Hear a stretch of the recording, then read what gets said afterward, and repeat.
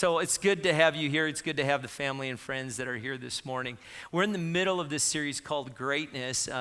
It's this week and next week yet in this series. But I want to tell you a story. Is that okay if I tell you a story about an older lady that I heard? She was telling me this story. She was driving down the road and got pulled over, and the cop got out of the car, came up to the window, and she put the window down, and the cop said, ma'am, do you know what you did? No, I don't know. You were speeding, and could you give me your driver's license? And she goes, well, I don't actually have a driver's license. I lost it when I was drinking and driving a few months ago.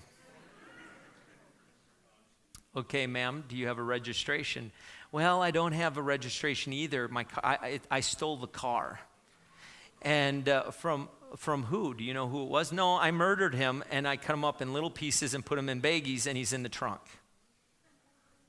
And this rookie cop, who's now a little worried, begins to back away from the car, and he calls in support, back reinforcements, and within seconds, 5 cop cars are all around this car, and the senior officer comes on over, and he goes, ma'am, with his gun drawn, ma'am, I understand that you have a chopped up body in the back of your car in the trunk. And she goes, pop the trunk. We need to look at the trunk. So the lady pops the trunk, and there's nothing in the trunk. And he goes, ma'am, where's the body? There's no body in the trunk. And he goes, well, ma'am, is this car stolen? She goes, no, right here's my registration. He goes, well, man, could I see I understand you don't have a driver's license. She's like, no, right here's my driver's license. She goes, well, I'm sorry, ma'am. I guess my fellow officer thought that you had stolen the car, you had killed somebody, put him in the trunk, and that you didn't have a driver's license. She goes, and I bet the big liar said I was going 70 in a 35 too.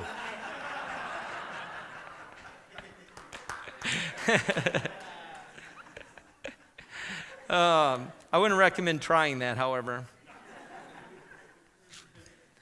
We're in a series called Greatness. Greatness, what makes a person great? And what we've talked about in the first series, we talked about how Jesus was walking with his disciples, and disciples were talking about who was the greatest, and Jesus didn't condemn them for asking who was the greatest. Rather, Jesus defined for them why they want to be great and what greatness means in heaven. What is it to be great? Many of us invest a lot of our time into wanting to be great at something and yet not being great people. God wants us to be great people, which doesn't necessarily mean that we're going to be great at something, which is awesome because then every one of us can be great in this room, right? All of us can break. Last week we talked about the not good Samaritan, we talked about the great Samaritan, and how the priest and the Levite walked by the man in the ditch, but the great Samaritan stopped, and he didn't call in someone from church to come out and help. He stopped and he said, I am from church.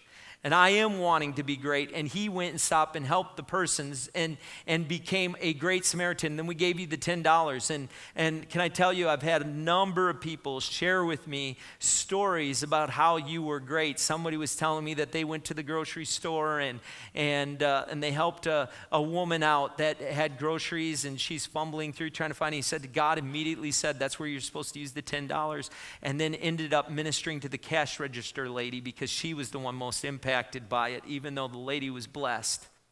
My wife was able to bless a girl that just in a parking lot who was at her birthday, a handicapped girl who was in a wheelchair, and he got up and says, is it your birthday? And she goes, yes. And she was able to bless the girl who just right away grabbed it, and the mom was, who does that?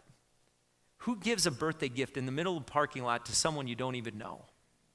Great people do that. Who goes down to a nursing home and blesses people because of little treats they bought to go down and bless? Who does that? People from B-Rock? Because they want to be great. I mean, I could go on, and I've had so many of them. And by the way, how many received an envelope last week? There was just over 300 of them given out, $10. And were there $10 in there? Everybody got that? There was also a white sheet in there. You may have just been so excited with the $10 that you didn't hear me say, write your story down or email me your story and let me read it, because we're giving you $10, but I paid for your story. I want your story. So send me your story, because we want to hear that, and we're putting some of them up on Facebook, and so you can read some of those stories. You'll be able to go to our Facebook page and read some of the stories of great things that great people at B-Rock are doing because of that investment that was made in your greatness. So the key verse that we're kind of looking at is, most people want to be great at something. Most people want to be great at something, but that person is a great person, but it is not necessarily because of what they're great at. It's because they're a great person. And the verse we're using is Mark 10. It's our theme verse. You know that those who are regarded as rulers of the Gentiles lord it over them, and their high officials exercise authority over them. Greatness in the view of the world is this, that we exercise authority. I'm great. I'm a somebody. I've accomplished something. Look at me. Cheer me on. Say nice things about me. But not so with you. Not so with you, because you're different. You're peculiar. You're my kids. Not so with you. Instead, whoever wants to become great among you must be your servant. And whoever wants to be first must be the slave of everybody. Not just the people we like, but the people we don't really care for. Right? Now, how many have a few of those? Now, how many are lying right now? How many have a few of those people you don't necessarily care for? Right? That God's kind of working on you to love, right? That you need the grace to love, right? But it says, what does it say? That you're to be a slave. If you want to be great in eternity, that you need to be a slave to all, even to those people we don't like. And some of you are saying, well, then I don't need to be great. I am not at the place to be great right now. God's got to work on that greatness, right? For even the Son of Man did not come to be served, but to serve and to give his life as a ransom for many. That's really what greatness is. It wasn't all the miracles Jesus did. It wasn't that he healed the blind man or the deaf man. It wasn't that he raised someone from the dead. It wasn't that he walked on water. And it wasn't that he fed 5,000 people, although that was amazing. It wasn't that he cast out demons out of a guy and they went to little piggies and piggy to just jump over and they had a big barbecue. It wasn't even because of that. It's because Jesus died and gave his life for people who didn't deserve it. You know who those people were? Us. That's what made Jesus great. And it's when we lay our life down and we bless people that don't deserve it, that we become great like Christ. You know, the Bible, or the word Christian means follower of Christ. It means you follow the example of Christ. And just saying I'm a Christian, when you say I'm a Christian, what you're saying is I'm a follower of Christ. I not only follow Christ, but I'm a disciple of Christ. My life goal is to be like Christ. And in order to be like Christ, in order to be great like Christ, it means we lay our life down for people who don't deserve it, but we love them anyway. That's greatness. That's what Dr. Martin Luther King Jr. said. Everyone can be great because everyone can be a servant. It's not position, it's not power, it's not money. Every one of us can be great. We're going to look at 1 Samuel 18, the story this week that I'm going to take you to. It's found in 1 Samuel 18, and we're all familiar with the story of David. You probably have heard the story of David and Goliath. You know, David was a little shepherd boy that had killed lions in a snowy pit in a pit on a snowy day. You might have seen the book that's written on that. I mean, David was it was just an amazing guy. You know, he'd killed. Well, actually, it wasn't David that did that in the snowy pit. That was Benaiah. But David had killed a lion, and he had killed, all these animals. And now David, who's just a shepherd boy, he did that to protect his sheep. Now David, who's just shepherd boy, is an errand boy. He's bringing cheese and milk because he was from Wisconsin, and he was a cheesehead before there were cheeseheads. Just saying, God's a Packer fan. It's obvious. So David brings, and he finds this guy, this big 9-foot dude. He's mocking the Israelites, and he's mocking the people of Israel and the king. Send somebody out, you little cowards. And he's mocking your God, and he's mocking the God of the Israelites, and he's doing all that. And David shows up and he says, who is this foul-mouthed individual? And who's going to put him down to the ground? No one wanted to do it. They were all scared. But this little shepherd boy takes 5 stones, smooth stones, been in the creek actually. It's nothing like you've imagined. It's it's amazing though. And you go down, he took 5 smooth stones. They say probably because he had 5 brothers and it was symbolic of what he was going to do. And he takes 1 smooth stone, puts it in a sling and boom, right in the forehead. That'd be like me and Jason, taking Jason out, right? And can you imagine how tall Jason is? Stand up, Jason. This is exactly. Jason's, how tall are you? You're 6'12", right? 6'12". 6'11". So he's almost 7 feet, right? Almost 7 feet. This guy was 9 feet tall. So if you think Jason's big, you just imagine how big this is. And this little shepherd boy comes out there and he's mocking David the whole time. He comes out, he throws this stone, hits him in the forehead, boom, he falls over. Chops off his head, all the guys go, whoo, I love that part. And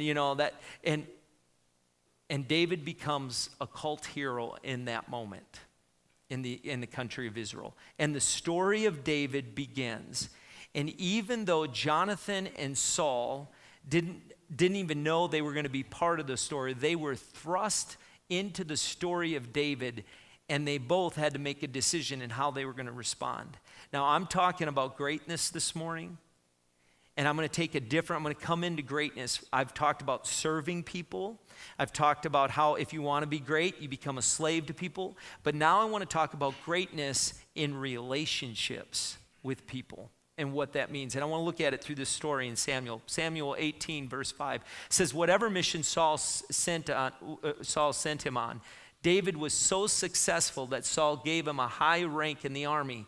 This pleased all the troops and Saul's officers as well. They loved David. He was the talk of the town. He was the real talent. He was the hot shot. He was the flavor of the month. He was getting all the attention. He had become the hero of Israel. Everybody loved David. David was it. Like David had his picture whitewashed on all of the walls around they were David's name. Everybody was naming their kid David, David was the man, and everybody was looking at David because he was the one that not only killed Goliath, but it seemed that everything David touched turned to gold. David was that guy that he was good looking. He was, he had all of the things that were just, you look at a guy and say, that's the guy that we want to follow. That's the man.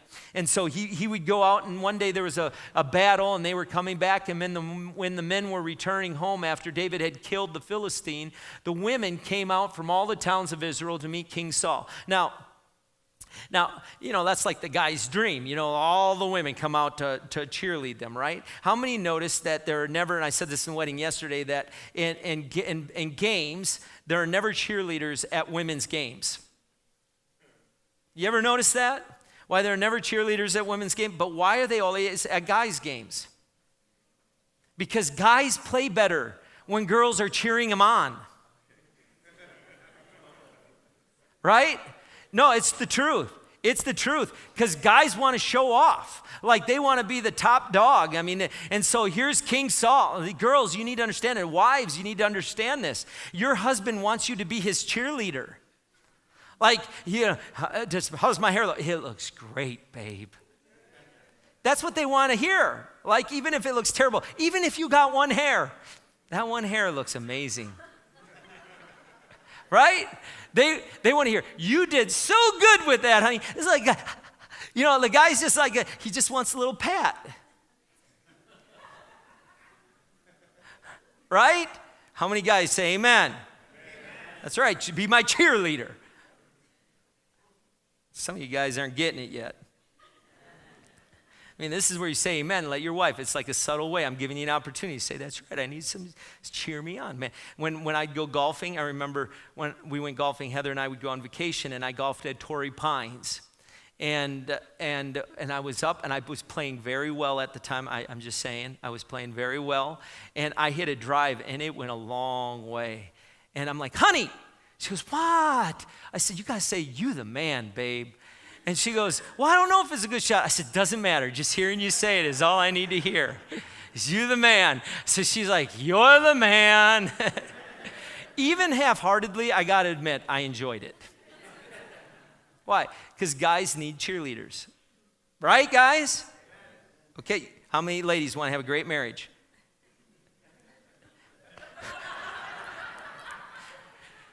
This is a great opportunity to tell you our next series is going to be on marriage. Be sure you come. So here they are, town of Israel. All the women come from the towns of Israel to meet King Saul, singing and dancing with joyful sounds, with timbrels and lyres. Here's what's happening. They're singing these songs, and as they're getting ready to sing, this is what they sing. As they dance, they sing, Saul has slain his thousands, which is the king. He's the king of Israel. He should be celebrated, right? He's done his thousands. I think Saul probably is thinking, that's right. I did my thousands. I've killed thousands. That's right. What else were they saying? I heard, what else were they saying? I know I killed my thousands, but they were singing something else, something 10 something. What were they saying? They were saying, well King Saul. They were saying David killed his 10,000. What? I'm the king. What do you mean he killed his 10,000? I'm the king. What are they singing about David for? I'm the king. Look at what happened. Saul listens to this and he gets angry. Very angry. This refrain displeased him greatly. They have credited David with tens of thousands. I'm the king. He thought, but me with only 1,000. They've already said I'm less. He's already surpassed me. What more can he get than the kingdom? And in that moment, in response to what happened, David becomes this star, and Saul realizes he's got something larger than life on his hands, and he is now afraid, and he's jealous, and he's envious, and he becomes bitter and angry. It's like the illustration of a cat. Now, you all know that I'm not a big cat person. Any cat people in here? Okay. I'm sorry if I offend you in this moment. But like cats, I'm allergic to them, first of all. But cats kind of look demonic. You know, the cats have demonic-looking eyes. There's just something about them, right? You know, how many would say? Okay, you don't want to offend the cat people in the room, but there's something. And then when a cat gets territorial, like cats can get territorial. Like when you walked in, back in Michigan a long time ago when I first was doing visitation ministry, and I was going out to someone who shut in, and she had a cat, and I hated going there. I really did, because I think that cat was definitely demon-possessed. And because whenever I come into that room, because I know the Spirit of the Lord lives in me, and when I walk in that room, that cat would go, right? The back arches, the eyes get mean, and it looks like a snake. They start hissing. How many know what I'm talking about? The thing starts, right? And that's what Saul's happening. David is now in the land, and Saul's now becoming like that cat. He's angry, he's protective. I got to protect what was mine. I am the king, and this man is trying to take my kingdom, and I'm going to protect what is mine. And there's a principle here I want to share with you that has nothing to really do with the story, but I want you to get this principle. It's extremely important. If you're not writing this down, write this down. It's very important to remember this. When God elevates you, no man can touch you. It doesn't matter what they say about you. When God lifts you up, you're beyond the reach of men. But when men lift you up, when you manipulate the situation to raise yourself up, to elevate yourself, everybody can touch you. Every word can pull you down. Every situation can pull you down. Saul was more concerned about trying to defend a throne that only God could give and only God can take away. he thought that somehow he could manipulate a situation where he held it. And here comes David into the life of Jonathan and Saul, and they both have a different response to this whole thing. So in verse 9 it says, and from that time on, Saul kept a close eye on David. He kept a close eye on David. Now it's interesting because here's Jonathan, the prince of Israel, the future king of Israel. David comes into their life.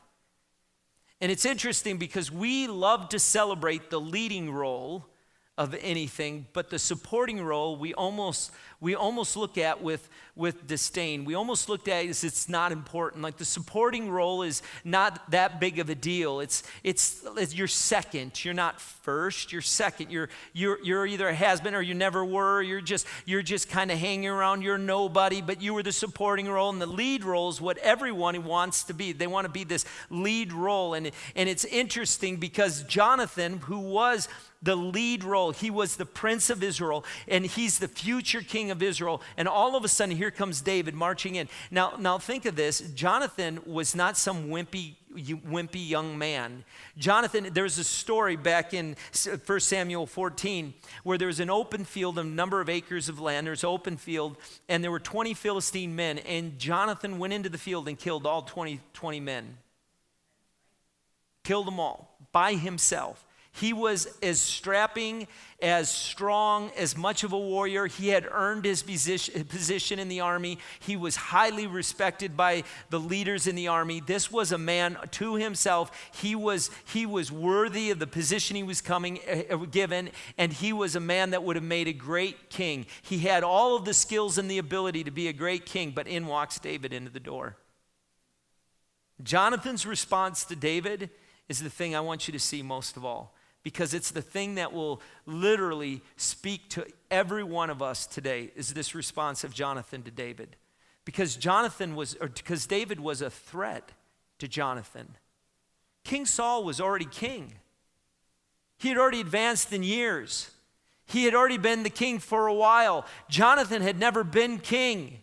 He had done everything you need to be king. He had went through all the work to be king. He was seen as the next person to be king. He had put his life on the line to be king. And in walks through the door this man named David that everybody's singing about and everybody's celebrating, and they're all singing about his 10,000s. Jonathan, when they're coming back, was surely in the parade. And as they're coming back, they're singing of his father's thousands, which makes sense because he's the king. But now they're singing about David. They've forgotten about me. What about me?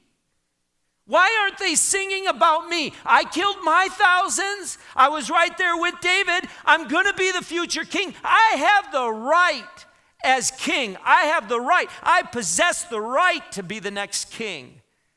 What about me? Why aren't they seeing me that way, the way they see David? I'm next in line. The throne is mine. Go back to 1 Samuel 18:1. We're going to go back to verse 1. It says, after David had finished talking with Saul, Jonathan became one in spirit with David, and he loved him as himself. I want you to see this in the Message version, and we're going to read in that. It says, by the time David had finished reporting to Saul, Jonathan was deeply impressed with David. You ever met those people that you wanted to hate, but you couldn't? Like, I really don't want to like you, but you're so likable, right? Would you just be a jerk so I could hate you, right? I don't know if that was the case, but one thing we do know is that Jonathan went in knowing this man was a threat to his throne, and he became deeply impressed with David. An immediate bond was forged between them, and he became totally committed to who? David? Who's the future king? It ain't David. The future king is supposed to be Jonathan. In everyone's mind, the future king is Jonathan, not David. David was a little shepherd boy that happened to kill the giant and then 10,000 guys. And then, he's good looking and he's a good warrior. And not David. David doesn't have the right to a kingdom. Jonathan has the right to the kingdom. David's a threat. David's the person that could come and take the kingdom. Jonathan knows that. And yet Jonathan is impressed with David. It is a different attitude. Not so with you. Not so with you. Not so with you. You don't act that way. That's how the world acts, but not so with you. You're a believer. You're a Christian. Not so with you. Just as Jesus said in the verse in Mark, what he's saying to us is what he was saying to Jonathan, and Jonathan lived out, is yes, I have the right to the kingdom, but I see something in David. I am willing to give up my greatness on earth to be great in eternity. I'm willing to give up what I have on earth, my great position on earth, to gain greatness in eternity. He chose to be great over choosing his own kingdom. It goes on in 18 verse 2 through 4, it says this. From that day, Saul kept David with him and did not let him return home to his family. Because when he did that, he became wealthy, he became famous, he married into the family of the king, King Saul. So he went from being this nobody in a field tending sheep to being the son-in-law to the king. And then look at this, returned to his family. And Jonathan made a covenant with David because he loved him as himself. Jonathan took off his robe. Now, this is extremely important to see. He took off his robe he was wearing and he put it on David. He gave it to David, along with his tunic and his sword, his bow and his belt. Now, why is this so important? You think, well, they had covenant, they made an exchange, and so normally in covenant, it was important. You made an exchange, you gave a gift. There was an exchange of gifts in covenant. In Christ, listen, this is powerful in this part too. When you came to Christ, this was your exchange. You took all your sin, failure, mistakes, all those dumb things you did, you said, here you go. It's like the ultimate junk garage sale. You know that when you go in there, it's like nobody's buying anything in that thing, like taking the trash bag out and trying to sell it. You pack it all up and you say, Jesus, here you go. And Jesus says, that's a good trade. I'll take your sin. You take everything I have. That was the exchange in our covenant. In David and Jonathan's covenant, this is what Jonathan did. He took off the robe of kingship, of the prince. Jonathan willingly in this moment said, I give up my position as king and I give it to you, David. I, in this moment, am going to take a supporting role. I already have the lead role. But because I can see something great in you, David, I'm taking off my robe and I'm going to put it on you. Notice it doesn't talk about what David gave him. It doesn't talk about what David gave Jonathan, because there's nothing that David had to give Jonathan. But Jonathan said, I will give you everything that I have. It was actually a prophetic view of what it would be like when we came to Christ in this moment. It was a demonstration of that very thing of greatness of what Jesus did when he took off his royal garments and he put his royal garments on us.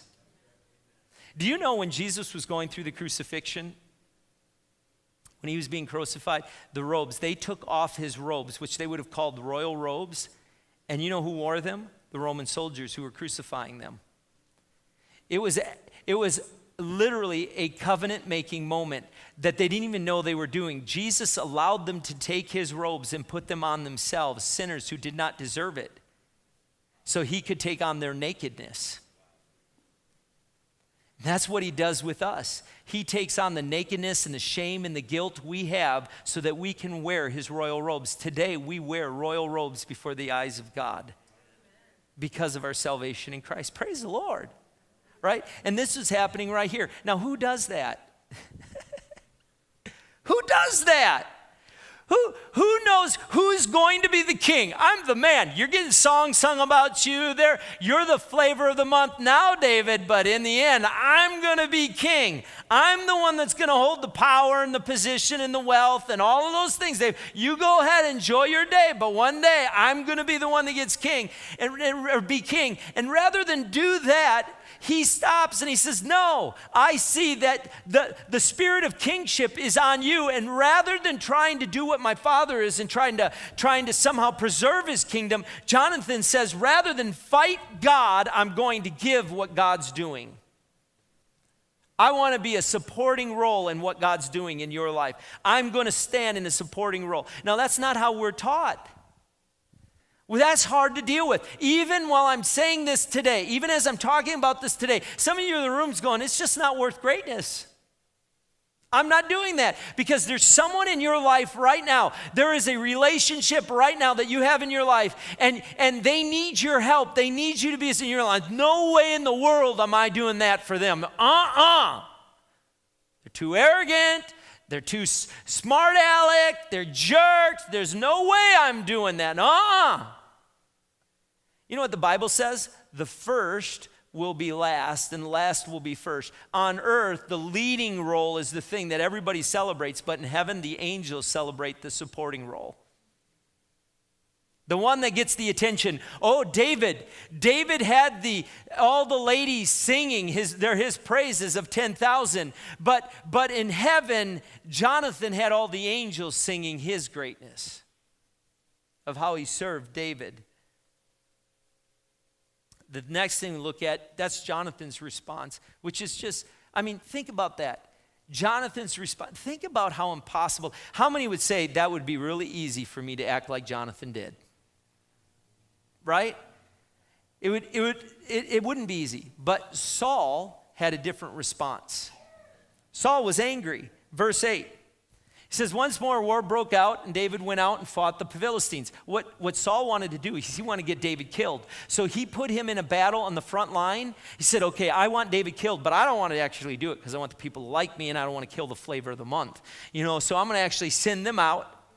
And I'm going to put David up there with his men, and then he's going to get killed and he come back. So they went out to battle, and they fought the battle, and here comes back the army, and they seemed a little happier than they should. Maybe they actually won. They're not supposed to win this battle, and they come back. And Saul is probably going, so how did it go, guys? We won. You did? Did we take some losses? Did we unfortunately lose David? I hope we didn't. I've been praying for David not to die, but did we lose him? Are you kidding me? Lose him? He killed half the people. He won the battle. David went from being down here to up here in the minds of all the warriors because he was put in the position. And here's Saul thought he could manipulate the situation and end the threat. You can't stop what God has blessed. You can't even contain it. And in that moment, that battle, everything Saul did to try to stop David, he just was elevated and pushed him up. But Saul could not see what Jonathan saw. Saul could not see that he wasn't fighting David, he was fighting God. And that David was in the role that God wanted in his story. Because in the end, this whole thing is God's story. And he's picked who he wants in certain places. And just because you're in a supporting role doesn't mean that Jonathan was any less than David. Oh, we sing about David. We talk about David on earth. We talk about how he slayed the Goliath, and we talk about all the great things that he did on earth. But the reality is we die. We die and we end. But in heaven, it goes on forever and ever and ever. And they sing about Jonathan in heaven as much as they sing about David. Because the supporting role is as important as the lead role in eternity. See, how often do you remember people who do great things? Very rarely do we remember people that do great things. I've done many funerals, and we'll talk about how great that grandfather was. But in 2 or 3 generations, no one's talking about the grandfather anymore. He's forgotten. His story's over. He's done. No one remembers the grandfather, but in eternity, greatness is remembered forever. What is greatness? It's when you choose to be last so someone else can be first. we're talking about kingdoms, and I'm going to talk about Paul and or Saul in a moment, his response. But you're thinking, well, I'm not king. There's no kingdom. It's not a big deal. It's as simple as this. You're standing in line to get something at the store, and you went to go over and grab a bag of chips, and we just step over, and somebody jumps in line. Knowing you were there, they butt in line. And you sitting there going, boy, I want to tear their hair out one at a time. They saw me standing here. And then when they turned, they don't really want to look at you. When people butt in line, they don't look at you. How many know what I'm saying? And if you're a butter and liner personer in this roomer, you know who you are. You're not looking at me right now. You're all looking like, right? You know who you are, right? You're sitting and they don't want to look at you. And so you're sitting there trying to get their attention like you want them to see you're not happy. Right? Literally, it's as simple as this. I want to be great in heaven. Go ahead. So it's okay. You go first. Now, don't do that when we're in a buffet line at the church picnic. It doesn't work well when 300 people are saying, you go first, you go first, you go first. In a church, this is true. In a church picking, the person that goes first is greatest in heaven. Okay, somebody just go. So when you're in a hurry, someone butts in line. When there's a problem, boy, I can tell you the Holy Spirit really made me get on my knees and repent through this message. As the Lord is showing me what Jonathan did, James Biffert would have a hard time with that. If I want to be great, I got to support people I don't really necessarily like. People kind of rub me the wrong way. People that are like me. Right? It's not just supporting the people that I think are cool and great and wonderful. It's actually thinking, I realize that this person's a story, and for some reason, God's put me in this person's story. And Saul could not figure that out. And he tried to kill. Look what the scripture says. He throws the spear. He was going to have a barbecue, and David was the main menu. An evil spirit from the Lord came on Saul as he was sitting in the house with the spear in his hand. And while David was playing the lyre, he had everything. Not only could he fight, he had good looks. He could play music. He was a rock star. Are you serious, David? Those are the kind of people you just hate. They're good at everything, right? How many know what I'm talking about? Is there anything you're not good at? Let's shoot you now.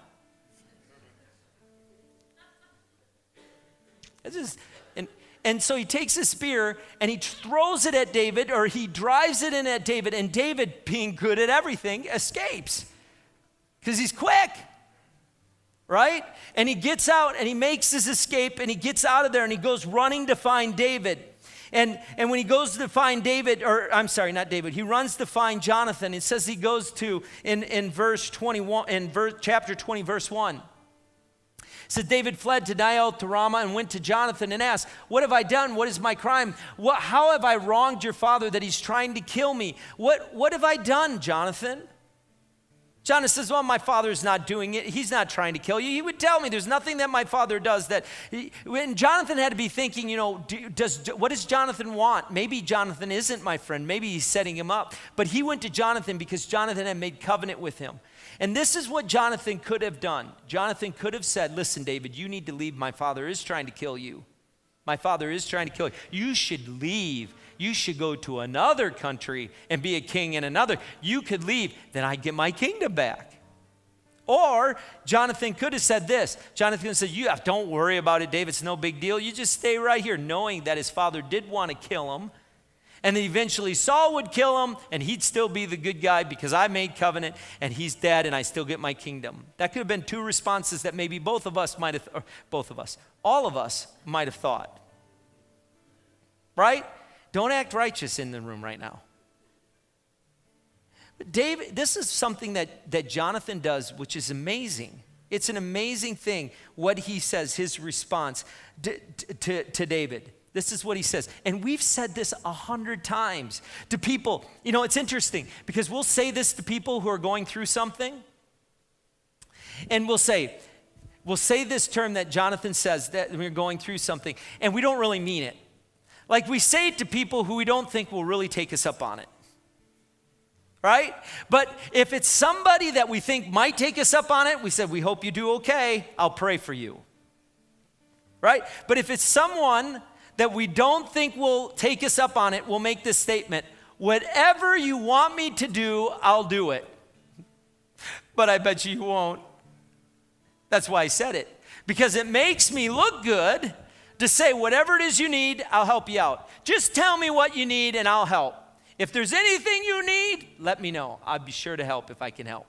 Right? We love to tell that to people that aren't going to do it. Hey, Cheryl, if there's anything you need, just let me know and you'll help. And Edgar will help you. Right?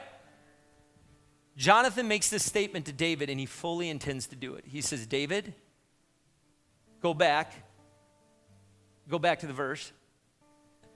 Whatever you want me to do, you name it, David. I'm king. I've already given you my robe. I've given you all of it when I made covenant with you. You tell me what you need, David, and I'll be there to do it. Whatever you want me to do. What a picture of greatness. What a picture of greatness. Isn't it? Whatever is a big word. It means that you'll go to whatever degree you need to go, even if it means going against your family, which is what Jonathan did. If you don't know the story, you should read this story. Most people, growing up, they've heard this story. He goes back. Jonathan said, David says, "Well, Jonathan, this is what I want you to do. I want you to go back. There's a party tomorrow. Go to the party. I'm not going to go. When your father asks or someone brings up my name, see how your father responds. If he's angry, then you know he'll want to kill me." So that happens. Jonathan goes to the party. David's not there. There's food. There's people all over. There's music. Everything's going on. But Saul notices that David's not at the party. And Saul asks Jonathan, where's David? And Jonathan goes, oh, Dad, I forgot to tell you David can't make it. He's not going to be here. And Saul gets angry. He gets angry. And look at this verse and what he says to him after he gets angry. He's upset. In verse 30, he says, Saul's anger flared up at Jonathan. He said to him, you son of a perverse and rebellious woman. That's the Christian-fied version.